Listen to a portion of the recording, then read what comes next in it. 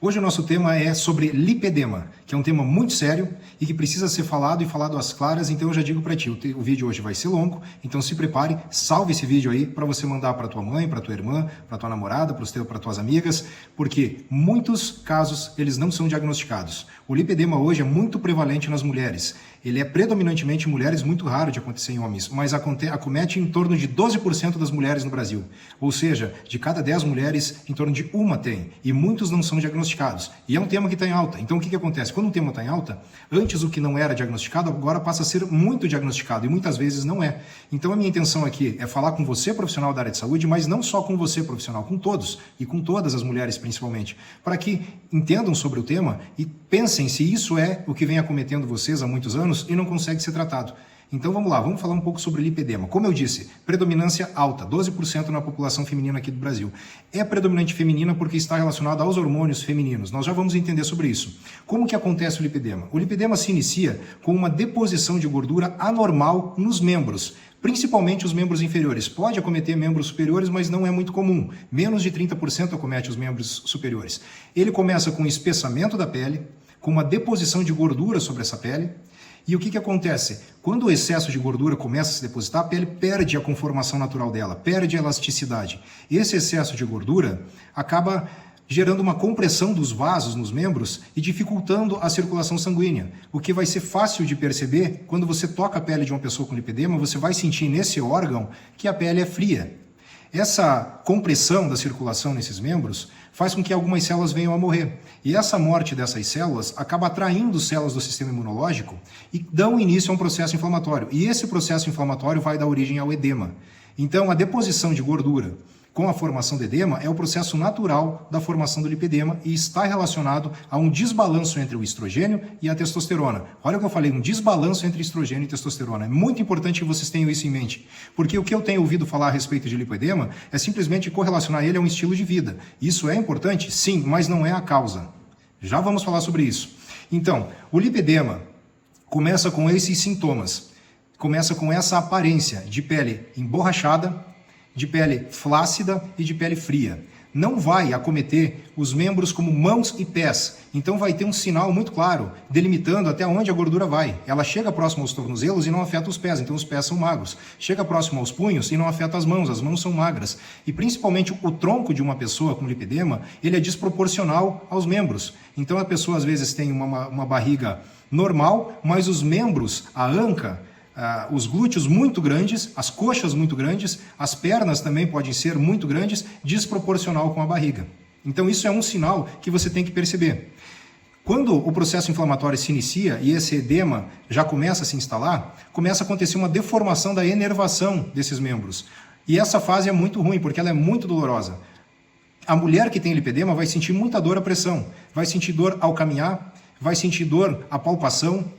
E aí, quando ela fica muito tempo em pé, as pernas incham demais. A pressão ortostática de alguém com lipedema é muito alta. Então, isso é um problema muito grave também. Ela sente muitas dores. E isso é um processo que você precisa entender, procurar um profissional. E esse profissional precisa entender para poder fazer o teu diagnóstico. Porque se ele só tratar a tua dor, os teus sintomas, você vai voltar com o mesmo problema nesse profissional ou buscar outro profissional, porque não vai ser resolvido.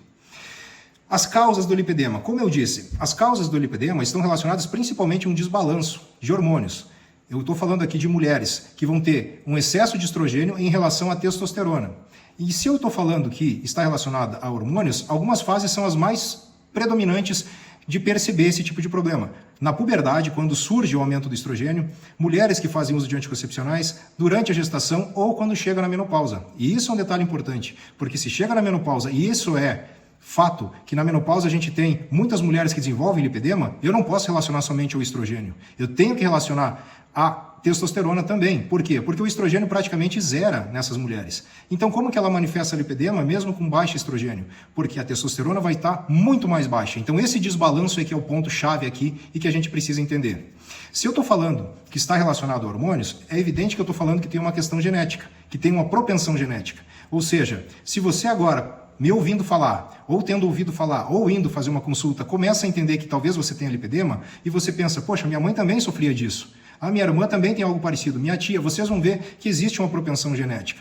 Mas isso é importante que seja entendido, que propensão genética não quer dizer que você vai ter. O meio é extremamente importante. Então, se você não segue um padrão de vida saudável, o que eu quero dizer com isso? Que você faz consumo grande de açúcares, de álcool, de gorduras, você não faz dieta, você não se exercita, não pratica exercícios físicos, você tem essa vida desregrada, você está facilitando que aquela propensão se torne realidade.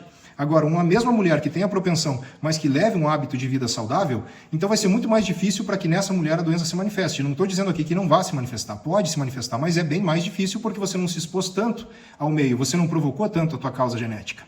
Entendido? Então, compreender como surge o lipedema é muito importante para a hora de se fazer o diagnóstico. Tudo que eu falei até aqui tem que ser entendido e tem que ficar muito bem sedimentado para que na hora de fazer o diagnóstico saibam olhar para uma paciente com lipedema e identificar os sinais. E quem pode fazer o diagnóstico de lipedema?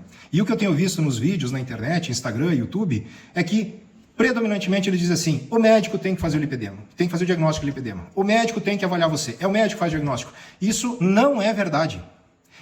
Essa ideia de que somente o médico pode fazer diagnóstico, isso é muito ruim. Por que é muito ruim? Porque muitas vezes essa paciente vai procurar quem primeiro? Um nutricionista, para tentar adequar uma dieta para ela, porque ela vai se sentir obesa, mesmo que talvez não seja, que tenha, como eu disse, o tronco normal, sem barriga, mas aqueles membros inferiores vão ser muito desproporcionais, ela pensa que ela é gorda, ela procura um nutricionista, ela procura um fisioterapeuta para tratar as dores que ela vai ter, porque ela vai ter muita dificuldade ao caminhar pelo tamanho dos membros. Artrites são muito comuns nesse público. Artrites em joelhos, tornozelos, porque são pesadas e caminham errado, então é muito comum, e procuram fisioterapeutas. E aí não procuram um médico, ou se procuram um médico para se queixar das dores, muitas vezes o médico trata essas dores e não faz o diagnóstico. Trata apenas o sintoma. Então eu quero que seja entendido que esse diagnóstico não é de exclusividade médica. Aqui a gente está tentando fazer o melhor pelo paciente, sem vaidades, incluindo todas as profissões, que todas são importantes. Então o que nós temos que avaliar na hora do diagnóstico? Primeiro, você vai olhar a simetria de distribuição de gordura entre esses membros. Isso é clássico. No lipedema você tem as duas pernas proporcionalmente cheias. A gordura é distribuída de modo uniforme. Diferente de um linfedema, que você vai ter uma das pernas mais cheia do que a outra. E principalmente no lipedema, você vai ter esse sinal de torniquete próximo aos tornozelos. Você vai perceber claramente que os pés não são inchados, apenas as pernas. Então, por aí você começa a trilhar o teu diagnóstico. Você vai palpar as pernas dessa paciente. Você vai sentir que esse tecido é frio, que ele é esponjoso, semelhante a uma borracha quando você palpa. Você vai perceber que vão haver pequenos vasinhos, semelhantes a teias de aranha, que a gente chama isso de telangiectasia, perdão. É o termo que você usa, diferente de varicose. Por quê? Porque são vasos em formato de teia de aranha, muito finos. A presença de hematomas também é um sinal importante. Então, somando todos esses sintomas, você começa a avaliar com mais critério o teu paciente. Você vai perceber que a palpação, essa paciente vai te dizer que está doendo. A compressão causa dor. E a descompressão, quando você solta, também causa dor. Então esse estímulo doloroso não é comum na obesidade. Você não percebe isso. Porque a deformação da inervação neuronal, ela não acontece em mulheres obesas, mas acontece em mulheres com lipedema. Então esse diagnóstico é de extrema importância, perceber os sinais. Você conseguir entender o que você está olhando. E se você entende a etiologia dessa doença, você consegue entender os sinais e fazer o diagnóstico. Ok? Uma vez você percebendo isso, percebendo todos esses sintomas que nós falamos aqui, o edema, a dor, a palpação, a pele fria, o formato esponjoso e emborrachado da pele, a presença de microvasos em formato de teia de aranha, que não são varicoses, a formação de edemas, as dores ao caminhar, o aumento da pressão ortostática, muito tempo em pé, causa um aumento muito grande da pressão nessas pernas, tudo isso você vai somando, e você vai anotando e vai preenchendo o teu critério diagnóstico. O problema está onde? Na diferenciação da obesidade. Quando você tem uma pessoa obesa, você vai ver que o pé dela também é obeso, o pé dela também é cheio, a mão também é cheia, os membros inferiores, a barriga, a perna, tudo é cheio. Ela é obesa por completo. Mas o problema principal está onde? Quando a mulher for obesa e tiver lipedema. A gordura da obesidade, ela vai sobrepor os sinais do lipedema. Você vai ter praticamente incapacidade de dizer se ela tem lipedema ou não, se ela for obesa. Então, o que eu digo para ti? Trate como se fosse lipedema, porque os benefícios do tratamento da lipedema, uma mulher obesa vai sentir da mesma forma. Já ao contrário, não. Se uma mulher obesa tratar apenas para obesidade, vou dar um exemplo aqui, como que se trata apenas obesidade? Fazendo uma reeducação alimentar, usando artifícios que tem hoje como o Ozempic, ou mesmo fazendo uma cirurgia bariátrica. A mulher vai perder peso, vai perder barriga, mas o membro dela vai continuar lá do mesmo tamanho, inchado, porque o problema dela não é gordura, não é simplesmente isso. O problema dela é de causa hormonal, inflamatória, e essa é a origem que tem que ser tratada. Entendido? Então vamos lá. Feito o diagnóstico, mesmo que a paciente seja obesa e que você suspeite que ela tenha lipedema, que ela apresente os sintomas de lipedema e você não consiga comprovar pelo fato da obesidade ter mascarado isso, você trata ela como se fosse. Numa mulher que você encontrou sintomas e que não é obesa, fica mais fácil e você vai para o tratamento. Qual seria aqui o tratamento? Ah, professor, mas o tratamento eu posso fazer ou é só médico que pode fazer? Então vamos lá. O tratamento considerado hoje como único padrão ouro, ele é feito por médicos. Somente médico pode fazer, que é uma cirurgia de lipoaspiração desse tecido gorduroso. Então, somente médico pode fazer. Esse é o único padrão ouro de tratamento que tem hoje. Não é um padrão que eu concordo e que muitos médicos também não concordam que seja a primeira opção. Por quê? Ele é resolutivo? Sim, ele é resolutivo. Logo que você faz a cirurgia, a mulher já vai sentir a melhora. Já vai ter uma diminuição dos membros, já vai ter a diminuição do estímulo doloroso, vai ser tudo uma maravilha, até por ali. Por quê? Porque ela vai ficar com a flacidez da pele, que ela vai precisar de 1, 2 ou mais processos reparatórios para corrigir essa flacidez da pele, porque a flacidez vai permanecer. E se ela não modificar o estilo de vida dela, vai voltar. O processo dela é hormonal e não foi tratado, a causa. Foi retirado esse tecido que se formou, mas a causa dele não. Então pode voltar? Pode voltar. E como que a gente faz para fazer um tratamento conservador sem cirurgia? E é aí que nós, profissionais da área de saúde, que não somos médicos, podemos interferir. E devemos. Primeiro, entenda-se aqui, nenhuma profissão sobrepõe a outra. É necessária uma equipe multidisciplinar para que possa ser mudado o estilo de vida dessa mulher. Então começa aqui por um nutricionista, porque eu preciso adequar a alimentação dessa paciente para deixar de ser inflamatória. Eu preciso reduzir ao máximo o consumo de açúcares dessa mulher, eu preciso adequar a dieta dela a um nível hipocalórico, que ela consiga fazer as atividades, mas que ela tenha propensão a perder peso, a diminuir o tecido gorduroso. Então eu preciso de um acompanhamento de nutricionista para fazer uma dieta que seja também hipocalórica, mas que seja especialmente anti-inflamatória. Eu vou precisar de um educador físico, porque eu preciso que essa mulher pratique exercícios físicos, focando na perda de gordura e ganho de massa muscular. Eu preciso, então, de educador físico. Preciso de um fisioterapeuta para tratar as dores que ela possa sentir continuamente pela prática de exercícios físicos que antes ela não fazia. E se fazia, ela já sentia essas dores, então nós vamos querer que ela continue praticando exercícios físicos. E para ela ter adesão ao tratamento, ela não pode sofrer tanto. Então um fisioterapeuta vai entrar aqui e vai ser de extrema importância. Uma vez ajustado tudo isso, aonde que nós entramos agora? Na área farmacológica. Eu gosto muito de alguns anti-inflamatórios naturais e que são extremamente importantes e que pode ser usado no lipedema. Manipulados que têm essa função anti-inflamatória. Eu não vou aqui dar nomes aos manipulados porque não é esse o objetivo. Eu não quero indicar tratamento para que alguém me ouça e comece a fazê-lo.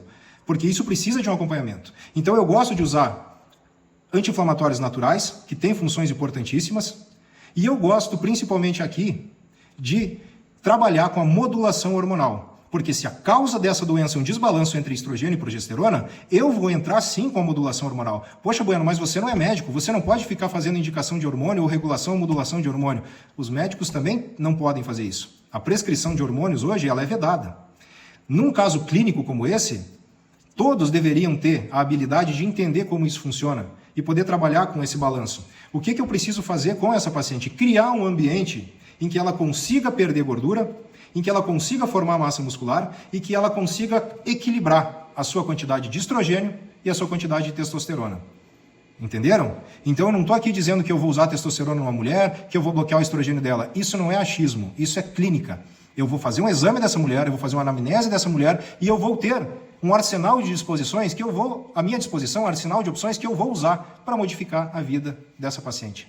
Porque só ela que deve saber como é difícil ter dificuldade para se mexer, ter dificuldade para se locomover e sentir dor para absolutamente tudo. Desde acordar da cama e se levantar, ela sente dor até a hora de dormir. E sabe-se que em processos inflamatórios, à noite, quando se vai dormir, a dor é muito mais intensa. Sabe-se lá quanto que essa mulher tem dormido por dia? Muito pouco. Então, isso é saúde. Isso é clínica. Isso muda a vida das pessoas. Isso não é mimimi. E é para isso que a gente está aqui.